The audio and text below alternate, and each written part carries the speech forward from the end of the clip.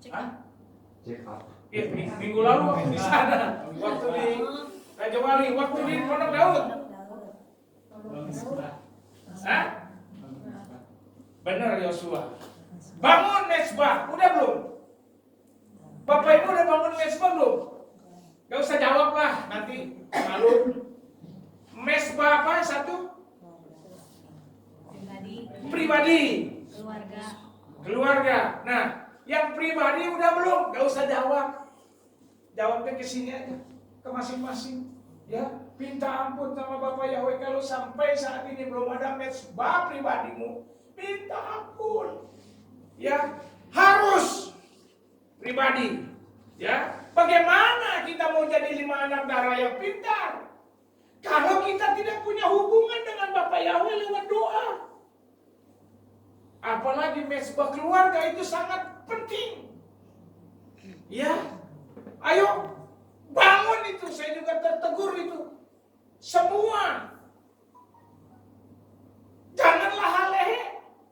Jangan mau menikmati saja daging kita. Maunya manusia ini enak-enak saja. Bangun tidur maunya happy dan happy. Nanti lupa dengan Bapak Yahweh. Bahkan Bapak Yahweh dikesampingkan. Dengan kata gini, Bapak Yahweh juga tahu. Salah itu Bapak Ibu. Saya sedih kalau begini. Kalau mengingat satu untuk mezbah itu, ayo jangan main-main Bapak Ibu. Jangan main-main kalau bicara mezbah. Katanya mau masuk Sapaim, tapi gak ada hubungan dengan Bapak Yahweh.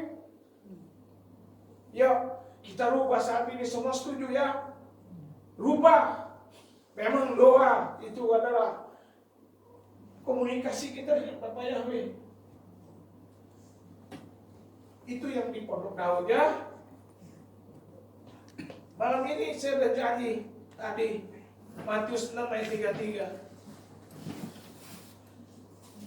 33. Ayo ada yang bisa baca silakan bantu.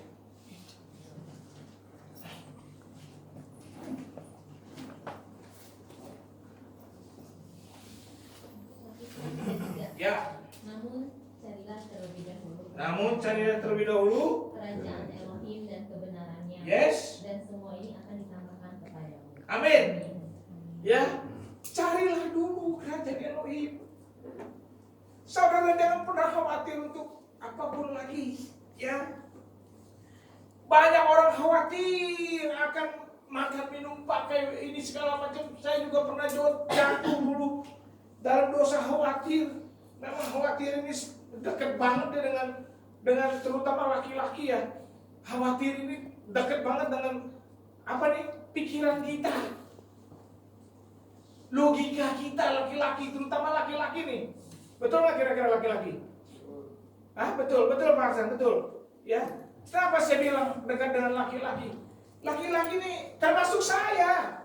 Ya, kalau menghadapi untuk hal yang langsung logika kita jalan.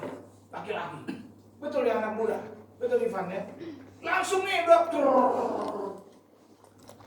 Itu khawatir dekat banget sama laki-laki. Kalau perempuan mungkin karena dia pewaris kasih karunia ya. Perempuan itu ada ayatnya loh. 1 Petrus 3 ayat 7. Tinggal siapa? Wah luar biasa hafal ini. Mungkin karena wanita itu pewaris kasih karunia-Nya itu kehidupan, dia nggak pernah khawatir. Khawatirnya ada tapi lebih sedikit dari seorang laki-laki. Seorang laki-laki lebih banyak khawatir. Minta ampun, saya juga minta ampun.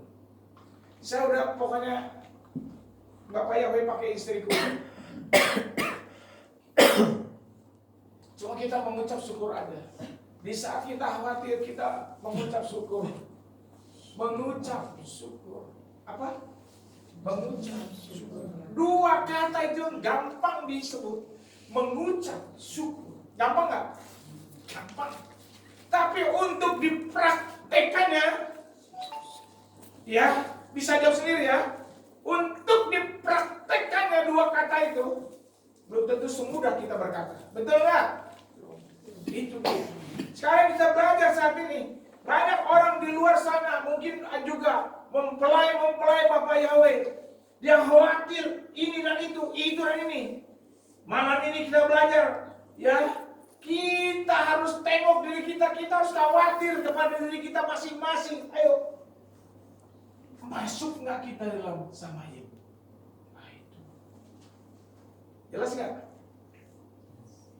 Yang kita harus khawatirkan semua kesemuanya bapak dan ibu. Kalau tadi bapak-bapak dan laki-laki saja yang khawatir dekat sama laki-laki.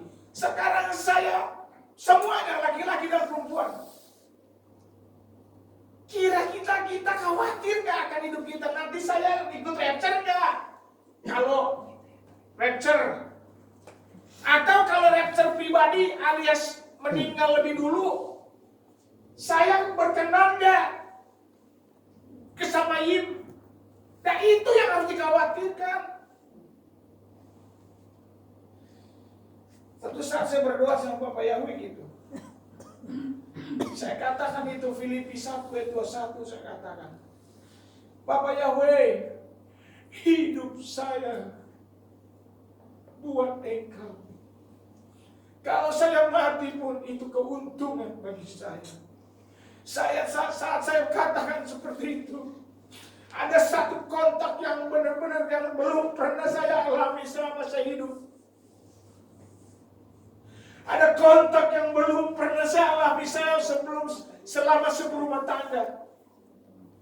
Ayo, Bapak Ibu yang Bapak Yahweh kasih hidup kita buat Bapak Yahweh. Setuju? Setuju? Setuju. Iya. Apalagi mati keuntungan bagi kita. Nah, malam ini kita sudah baca tadi Matius 6 ayat 33. Kalau mau bicara, carilah dulu kerajaan Elohim. Apa itu kerajaan? Carilah terlebih dahulu kerajaan Elohim. Ada yang bisa jawab gak kira-kira? Kerajaan Elohim itu apa? Sukacita. Hah? Sukacita? Ya, ada benar. Apalagi? Damai sejahtera? Satu lagi apa? Gak apa-apa. Satu lagi, udah dua, udah benar nih. Kebenaran. Kebenaran. Berarti Ibu Maria memang menyimak dari yang orang bawakan Daftar Elohim. Ya. Ayatnya di mana? Ayat di Roma. Romanya benar. 14 ayat 17. Sebab kerajaan Elohim bukanlah soal makanan dan minuman, tetapi apa? Kebenaran, damai sejahtera, dan sukacita dalam roh. Nah itu Bapak Ibu. Ya, kalau kita di dalam nanti kita akan masuk Samayim. Nah ini harus dicerna baik omongan saya, mudah-mudahan dapat mengerti ya. Kita ini nanti kan kalau kita dipanggil atau lewat rapture atau rapture pribadi atau rapture bareng-bareng, nanti kita akan masuk Samayim. Begitu masuk Samayim, disitulah tempat. Disitulah bukan tempat. Disitulah orang-orang yang hidup di dalam kebenaran. Disitulah tempat ada damai sejahtera dan sukacita. Betul nggak? Di Samayim itu bukan? Isinya orang-orang yang benar yang diangkat, yang benar secara Bapak Yahweh. Dan di sanalah di Samayim tempatnya yang sangat damai sejahtera, sukacita. Makanya lagu lama dulu katakan, tak ada susah di seberang sana. Apalagi? Tahu lagu lama? Sebab Yesus sertaku 7 tahun. selama-lamanya. Ini lagu lama ya. Kalau mungkin Pak Abraham tahu kali ya, nggak tahu ya. Di seberang sana air mataku hilang. Nah, di seberang sana damai yang kekal. Ya, ini lagu lama. Nah, mari kita sekarang khawatirkan diri kita seperti saya katakan tadi. Jangan selalu kita nih dunia aja. Masuk nggak saya nanti kalau saya mati secara pribadi atau pengangkatan secara bersama-sama? Masuk nggak saya ke dalam kebenaran? Dalam Bapak Yahweh sama ini. Ini bukan berlaku untuk orang tua saja. Anak-anak muda juga harus jangan berkata lagi, saya masih muda, mati saya masih lama. Jangan. Ya, rumah tangga muda. Kau Michael udah lakcap. 10 tahun deh menurut Mazmur. Umur kita 10, 70 tahun. Kalau 80 juga 10 tahunnya masa kesukaran. Ya, alias geskolot. Gitu. Kau Michael lah 60. Saya masih muda. Saya masih lama. Bukan gitu. Umur sampai gak ada yang tahu. Kita semua milik Bapak Yahweh, kapanpun mau dipanggil. Haknya Bapak Yahweh. Ya. Poin pertama kita belajar dari apa itu kerajaan. Ya. Tadi apa yang poin pertama? Kebenaran. Jangan lupa-lupa nih Bapak Ibu. Kebenaran ya. Poin pertama tuh. Matius 6 tadi ayat 33. Carilah terlebih dahulu kerajaan Elohim dan kebenarannya. Nah, sekarang kita belajar Bapak Ibu. Jangan seperti orang di luar sana atau kita katakan ya kita nggak di luar sana pokoknya ya. Banyak orang di luar sana mendiskon kebenaran. Nah, ngerti nggak mendiskon kebenaran? Ngerti nggak? Ibu-ibu tahunya diskon aja nih akhir tahun ini. Sale banyak di mall. Ya kan? Wah, ayo pergi up to. Atau kalau 50 bukan up to apa namanya? Buy one get. Bukan itu. Kalau up to kan dari 0 sampai 70% up to. All item. Maksudnya 50% ceklok gitu apa tuh bahasanya tuh di mall tuh. Off. 50% off. Nah, itu tahu tuh kalau ibu-ibu tuh. Makanya kadang-kadang ibu-ibu banyak mendiskon kebenaran. Iya. Iya kan? Gimana ibu-ibu mendiskonnya? Bapak Yahweh tahu lah. Saya hari ini lagi Korea nih, wah diketok sama Mr. Ho. Apalagi hujan, enak, tidur di rumah, Mr. Ho menang. Ho? Korea. Nah, Bapak Yahweh juga tahu orang dapat. Gitu lah, orangin aja lah besok. Tak itu. Padahal yang begini-gini ini penting nih. Pertemuan-pertemuan ibadah-ibadah yang seperti ini banyak mengandung arti. Ini yang tulis. Berjamaah begini penting. Makanya sering saya dengarkan, saya ulang-ulang Pak Lukas sering tuh dikatakan, jangan merasa senang 1 minggu tidak beribadah. Ya, banyak orang di sana mendiskon kebenaran. Banyak orang di sana tahu kebenaran tapi tidak melakukannya. Bahkan melanggar dengan sengaja.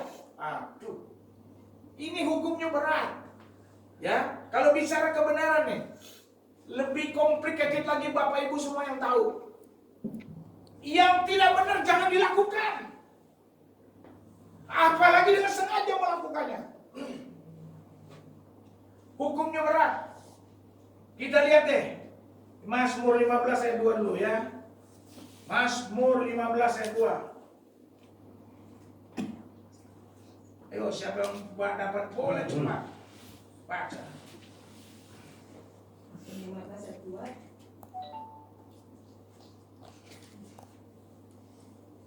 Ya.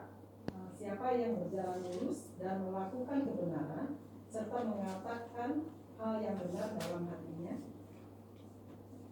Siapa yang berjalan lurus dan melakukan kebenaran serta mengatakan yang benar dalam hatinya, Dia tidak akan memfitnah dengan lidahnya, sampai 5. Dan tidak akan berbuat jahat, nih 3 ya. Terhadap sahabatnya, yang tidak mencela terhadap sesamanya. Tuh, dia tidak. Tuh ya, udah ayat sampai 3 aja. Siapa yang berjalan lurus dan melakukan kebenaran serta mengatakan hal yang benar dalam hatinya, dia tidak akan memfitnah dengan lidahnya dan tidak akan berbuat jahat terhadap sahabatnya, yang tidak mencela terhadap sesamanya. Nah itu, ya, saudara baca sendiri, renungkan sendiri. Ayat lagi, ya saya kasih ayat lagi tadi kebenaran. Kalau yang sudah tahu kebenaran dengan sengaja melanggarnya, Ibrani 10 ayat 26 coba. Ibu Maria. Ibrani 10 ayat 26 dan 27. Ibrani 10 26. Apa katanya? Sebab apabila kita dengan sengaja berbuat dosa, Apabila dengan sengaja berbuat dosa, sesudah menerima pengetahuan penuh akan kebenaran, nah tuh, maka bagi dosa itu tidak ada lagi tersedia pengorbanan, tidak ada lagi tersedia pengorbanan. 27. melainkan suatu gambaran masa depan yang menakutkan, Nakutkan. tentang penghakiman dan kecemburuan yang menyala-nyala, yang akan segera melahap para penentang. Itu dia. Terima kasih Bu Maria. Itu dia. Ya, yang udah tahu kebenaran melanggar sengaja, itu nggak ada ampun lagi. Saudara, Bapak Ibu tahu di sini semua, disuruh mengampuni tidak mengampuni itu melanggar namanya. Disuruh punya yang baik-baik tidak melakukan itu melanggar namanya. Ya, rumah tangga semua masih ribut-ribut itu melanggar namanya. Ya, kakak adik semua Bapak Ibu yang masih punya hati tidak baik itu melanggar namanya. Sudah tahu kebenaran, ayo kita belajar saat ini. Ya, katanya semua mau masuk sama Ibu, belajar. Hidup di dalam kebenaran. Di mana ada kebenaran, di situ ada paling hafal seperti Ibu Maria. Di mana ada kebenaran, di situ ada damai sejahtera. Di mana ayatnya? Yesaya betul. Pasal? Ya, nggak apa-apa. Ya, 32 ayat 17. Ayo, ini ayat masih Ibu Maria nih. Saya tahu banget ini. Ayo baca Bu Maria.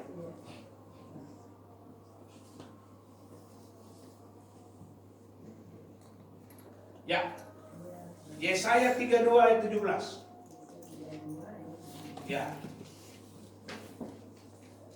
Dan pekerjaan kebenaran akan menghasilkan damai sejahtera, dan pelayanan kebenaran memelihara ketenangan dan ketentraman untuk selamanya. Yes, terima kasih. Ketenangan dan ketentraman, Bapak Ibu. Kalau kita hidup benar, di mana ada kebenaran, di sana damai sejahtera. Hidup kita tenang dan tentram. Itu, ya. Siapa saja di tempat ini, kita belajar kebenaran. Setuju? Ya. Lakukan apa yang benar, bukan membenarkan apa yang kita lakukan. Ayo, saya balik lagi, saya ulangi lagi ya. Saya ulangi lagi. Lakukan apa yang benar, bukan membenarkan apa yang kita lakukan. Nah, jelas? Itu ya. Ayo lakukan apa yang benar di mata Bapak Yahweh. Apalagi kita semua sudah bilang minggu lalu di sana, Pondok Daud, kita membawa jati diri Bapak Yahweh. Jangan lagi serupa dengan dunia. Ya, kalau yang masih suka ribut, tadi minggu lalu saya bilang siapa? Keributan itu dari kalau yang masih suka ribut berarti ya, itu. Kita jangan mau dikategorikan anak setan. Jangan. Ayo semuanya di tempat ini bereskan, katanya mau rapture, bereskan. Jangan mimpi mau rapture kalau semua di sini baik suami istri, orang tua anak, kakak beradik belum pemberesan. Jangan mimpi mau masuk surga.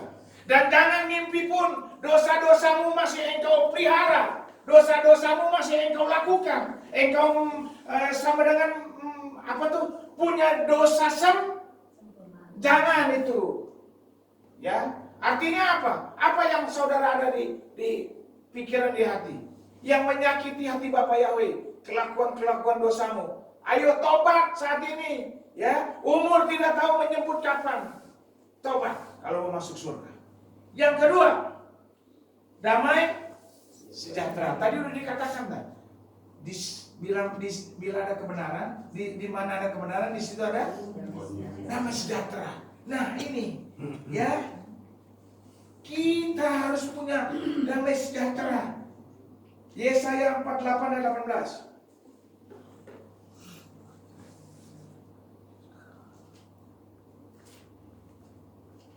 Saya dulu yang dapat. Sekiranya engkau memerhatikan perintah-perintahku, maka damai sejahteramu akan menjadi seperti sungai dan kebenaranmu seperti gelombang lautan. Waduh, luar biasa nggak nih? Maka damai sejahteramu akan menjadi seperti sungai dan kebenaranmu seperti gelombang lautan. Waduh, luar biasa ya. Ya, kalau kita ingin Tuhan harus seperti apa? Kita tuh seperti pacaran. Ya, ngerti nggak pacaran? Waktu kita pacaran, sebelum kawin, bukan nikah kalau kita kawin, ya. Kira-kira Bapak Ibu semua yang mengalami pacaran itu sama pacarnya mesra nggak? Mesra nggak nih? Mesra, saya juga mesra ya, banget. Pak Bahtiar katakan gitu ya. Saya rasa Bu Christine juga gitu dulu ya, sama Pak Rudolf semua. Gak mungkin lah kalau namanya pacaran nggak ada happy-nya. Wah, damai sejahtera. Nah, kepada Bapak Yahweh pun kita harus gitu. Jangan asal-asalan. Ingat loh, kita ini mempelai loh, yang akan dijemput sebentar lagi, ya, yang akan mempelai pria akan jemput kita ini semua mempelai wanita nih, ya, mau dijemput loh. Ayo, kita harus punya hubungan yang baik, hubungan yang mesra dengan Bapak Yahweh. Setuju gak kira-kira? Harus itu punya, kalau nggak repot loh. Akhirnya nanti mempelai nggak masuk. Kamu bukan mempelai. Kata Bapak Yahweh. Ya, itu hati-hati. Kita harus pelihara ini. Ya, mencari kerajaan Elohim. Yang pertama kebenaran. Kita harus hidup dalam kebenaran. Jangan lagi main-main diskon kebenaran. Jangan sembarangan. Karena udah bawa jati diri Bapak Yahweh di hidup kita. Kita jangan serupa dengan dunia lagi. Kita harus tampil beda. Ya, walaupun kita mikronitas, betul ya Pak Bahtiar ya? Kan kalau orang Kristen di Indonesia dibilangnya minoritas. Kita di bawah minoritas. Apa? Mikronitas. Yang ini Bapak Yahweh itu mikronitas. Sangat sedikit. Karena kita orang-orang pilihan. Ini anugerah semua dari Bapak Yahweh. Kita dipanggil dan dipilih di usia-usia yang berbeda. Ya. Ya, mungkin usia saya 60. Pak Arsen berapa usianya? 77. Wah, luar biasa. Waktu kenal Bapak Yahweh 75 ya, kan waktu Covid ya. 75. Sebelumnya kenal Bapak Yahweh umur berapa, Pak? Lupa. 60-an lah. Ya. Saya rasa Pak Arsen yang paling banyak usia 60-an. Kalau Pak Abraham umur berapa waktu Bapak Yahweh pilih dan panggil?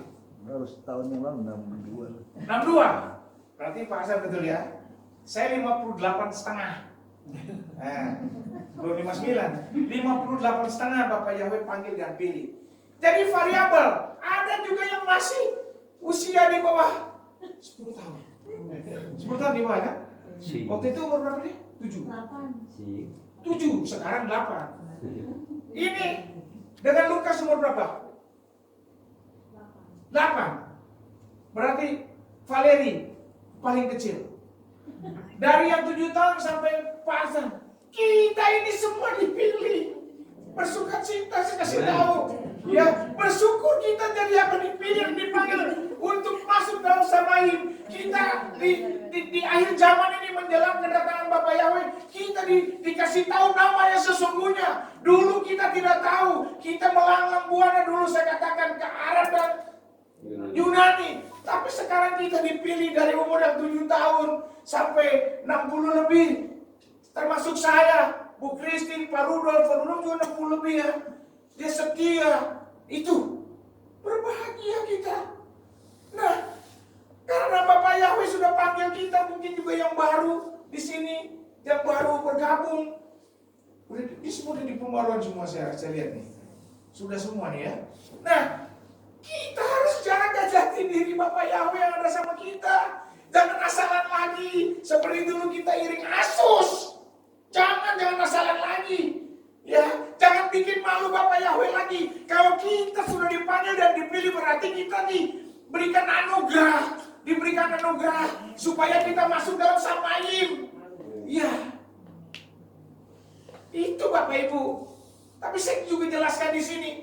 Makanya hubungan kita dengan Bapak Yahweh terus erat. Kalau enggak nanti, ini kan setan ini tidak senang sama kita, jujur. Setan itu paling benci sama pengikut Bapak Yahweh. Kenapa? Karena dia bilang setan ini di Israel ini bilang ini. Jangan panggil nama itu. Nama itu kudus. Orang Israel sebagian mah orang panggil, sebagian masih panggil Elo, apa? Basem. Adonai. Betul ya Ivan ya? Itu setan punya kerjaan supaya kita gak hidup kudus. Nama itu kudus. Kalau kita panggil nama kudus Bapak Yahweh, paling tidak syaratnya kita jaga kekudusan. Itu dia hidup, jaga kekudusan. Hati-hati loh Bapak Ibu. Ya, ini setan tidak suka sama kita semua pengikut Bapak Yahweh.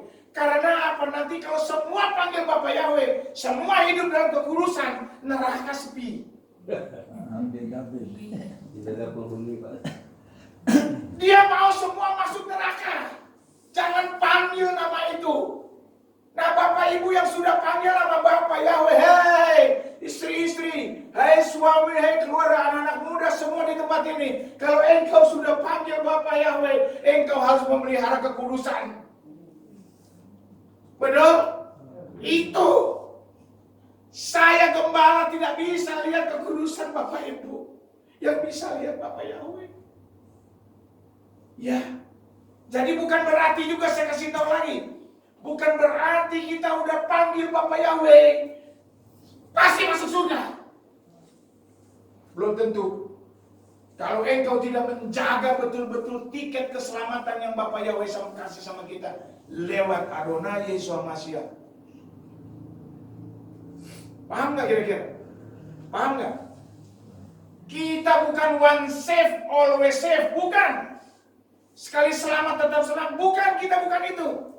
Kita tetap harus melakukan kehendak Bapak Yahweh. Jaga kehidupan kita sampai betul-betul di garis akhir kita tetap didapati setia. Itu. Setuju? Setuju?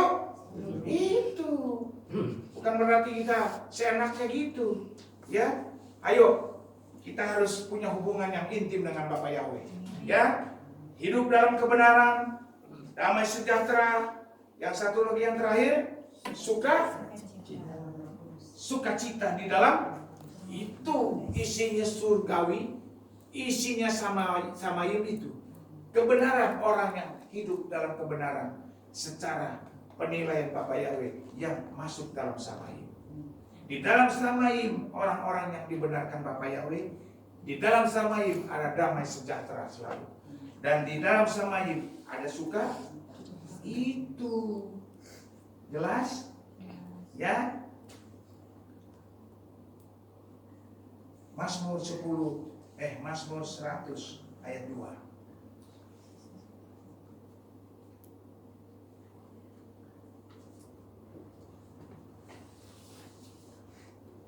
Cepat sama saya.